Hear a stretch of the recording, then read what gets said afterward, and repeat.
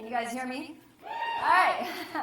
So excited to be here, and I'm so thankful to the SGSO, Life Lab, and Sprouts for allowing me to have this opportunity to share the story of Darnell. And I'm so excited to also be here amongst this constellation of amazing stars, and I'm so happy that I've gotten to meet so many of you. So thank you for listening to the story I have to share with you today. All right. Oh, I need that. No one's going to move it for me. I'm like, wait, why is it not moving? Okay, here we go.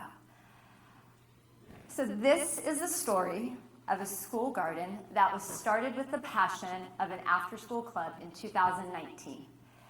They wanted a school garden, and a school garden they got.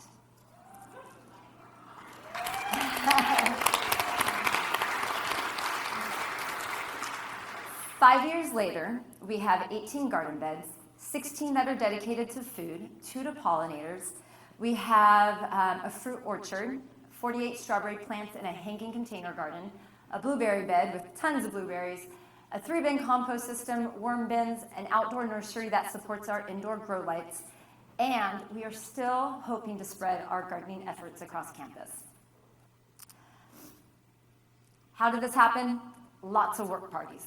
Just like many of you, these work parties are so crucial to getting our school gardens established. It's a time to bring everyone together for a common purpose, and these are such proud days as everyone who participates remembers the part they play in establishing our school gardens. However, for us in the beginning, none of us realized the impact this garden would have on our school community. At the time, we were also super lucky to get our garden going with this incredible group of kids that we had in our after-school sustainability club. They were so eager to help out in the garden after school. And don't forget my husband. Woo-woo! He's here over here today. Just like many of you, he has spent many weekends in our gardens helping out with so many different projects. We are so lucky to have this asset. Thanks, babe. So what started as a garden that was mainly used for after-school programming has now blossomed into a full-time garden and cooking program, where our students receive weekly lessons. This was made possible by our first award from the Sage Garden Project. Woo-woo! The Sage Garden Project is a San Diego organization that funds dedicated garden and cooking educators. This gave me the opportunity to show our school all the positive benefits that you and I all know a garden can bring to a community. Before we started the garden and cooking program, we always gave our produce away to our families in our after-school harvest stands. And surprisingly, even after our cooking program became full-time, our garden was so productive we had such an abundance to give away to our families. We are so grateful that our garden continues to provide for us in this way. As talked about earlier, soil is the key, right? Feed the soil and it will feed you. And so our garden is so important to us because it provides food that connects us to our families. But sadly, lately, we just are running out all the time, and we just are often turning people away. We just don't have enough to give. We know our families love the food from the garden, as we often get food of the meals that they make with the produce. And there's always been a lot of excitement around our garden with our families and our parents. Over the last 5 years, we've had numerous parents support our after-school programs and our weekend events like our Plant to Seed Days. But we knew we were in a place we could offer more, and we wanted to find more ways that we could engage our families in our garden and cooking program. All right, so I began pondering the idea of how we could further involve our families in our gardening cooking program. But just like many of us, our families are busy. It's really hard to get them on campus during the school days. So I started asking myself, how could we still involve and include them in our program without physically asking them to be on campus? So I started looking at our program to see what was working well and how we could transform all of that goodness into building more community. So 1, we know our families loved our school garden. That was without a doubt. 2, there was a huge demand for our garden produce. This year alone, we have held 15 harvest stands, and we've given everything away. 3, our students have become proficient in growing all of our crops from seeds. We have an indoor grow light system that supports this. And 4, we had this incredible group of junior master gardeners, which some of you met this weekend at my field trip. Woohoo, they did awesome. They were really eager to be student leaders in our garden program. And 5, we have been super successful in receiving grants from all these incredible organizations. You may be wondering who does the grant writing at our school. The answer is me. And when I started writing grants, I never, ever anticipated having this much success. I was never a writer, but yes, I know it's a lot of work, as many of you who do grant writing understand that. But because of all the work and effort I have put into writing these grants, our school now had the solid garden program for our kiddos.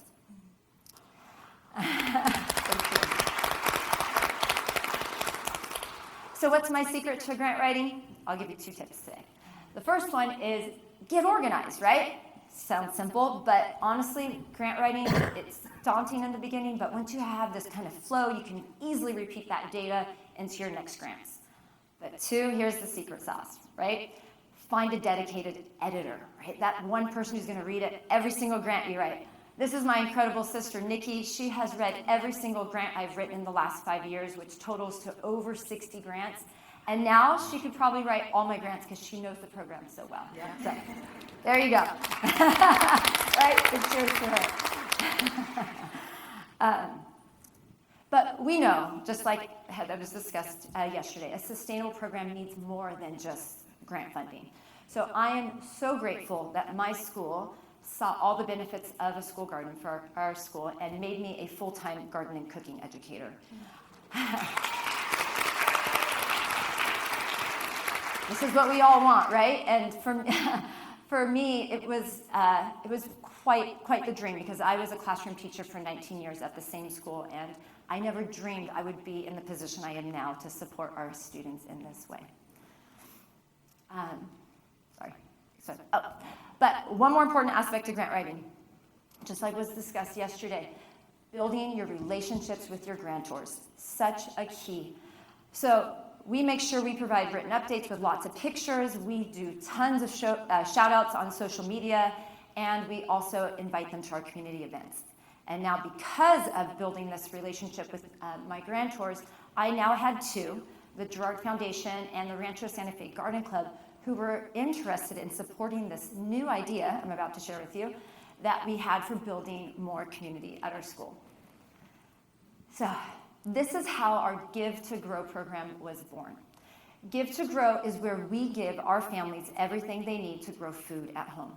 This includes a raised garden bed, seedlings, soil, fertilizer tools, and even support videos. Our certified junior master gardeners support this program by propagating all the seedlings. They get all the supplies ready, and they help out at distribution days. We have now run this program for 4 growing seasons. It has been a privilege to work with 85 different families on this project.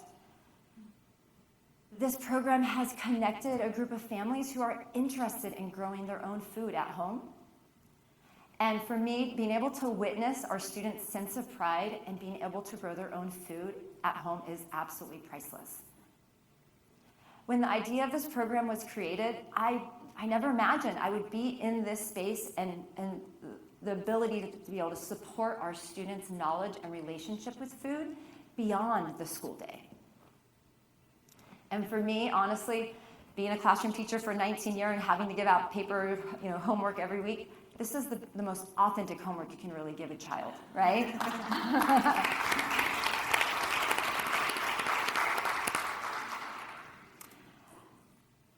So the excitement around the program has truly been a way for us to build more community around gardening, growing food, and the work we are doing in the garden and cooking classroom. And some of you might be wondering how much a program like this costs to run. So the first year we received $28,000 in grant funding to support 50 families over 2 growing seasons. This also provided a stipend for me to run the program after school, for the Junior Master Gardeners and the Give to Grow program. But that sounds like a lot of money, and we know in order to be sustainable, we are trying to reduce those costs through donations and discounts. On days that I doubt myself, I don't think, oh, there you guys, you can see it now. Whether this program is truly having an impact on our school community, I go back to the post surveys that our families leave us, and I read the comments, and it makes me realize this is now a huge part of our gardening program. Okay. I know my why is ultimately because of the kids and the joy I've seen it bring to our students, and the food and the love around food. So today I dedicate this presentation to Elias Chavez, who recently lost his battle to bone cancer. Elias and his family were a part of our garden program, all those work parties you saw from the very beginning. And so Elias was also a junior master gardener and a part of our Give to Grow program. So knowing that our garden is what built my relationship with his family makes everything I do an honor and a privilege. So the next time you look at your garden and you envision an idea and you question whether you should do it or not, look at your community, look at your program and see what's going well, and remind yourself of your why. We do what we do because we love growing food and sharing it with others, as illustrated here in this community dinner in our school garden. We know that food brings people and communities together, so why not? Thank you.